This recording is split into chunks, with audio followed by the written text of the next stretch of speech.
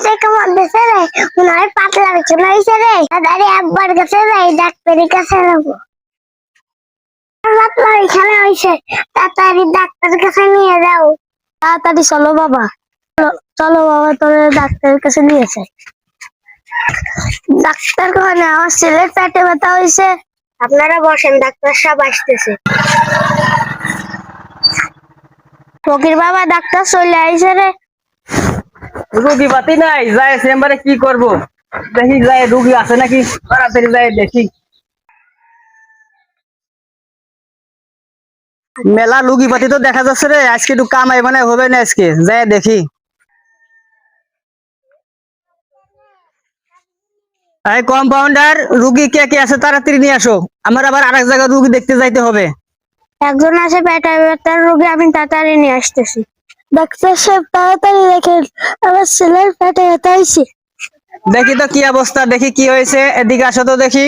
এই আসো তো বাবু, এদিকে আসো তো, তোমার পেটে ব্যথা হয়েছে দেখি তো, হা করো তো, দেখ জিভে বাই করো দেখি। হ্যাঁ, তো পেটে এখানে ব্যথা, তাই দেখি তো।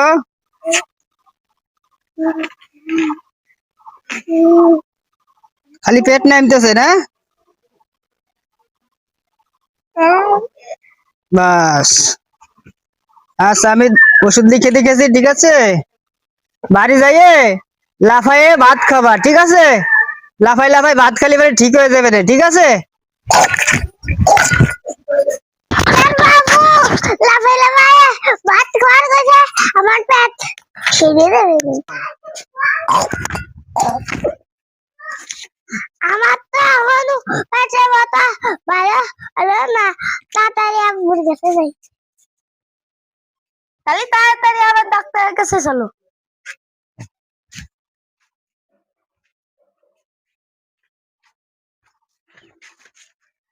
ডাক্তার বাবু, আমার ছেলের তো এখনো পেটে ব্যথা ছাড়লো না, আবার দেখেন তো।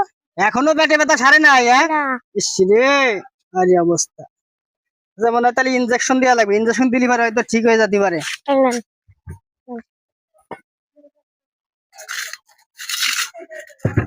টেবিলে শোয়াতে হবে, নাহলে তো ইনজেকশন দেওয়া যায় না। হ্যাঁ, শো শো শো, আস্তে করে শো, আস্তে করে শো। দেখি পেটে ব্যথা এই জায়গা, আচ্ছা ইনজেকশন দেওয়া লাগবি।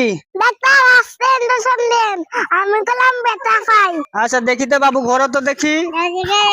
হ্যাঁ রে শালা, বেটা শালার গাইডি ফেলা তো দেখি, ঘর তো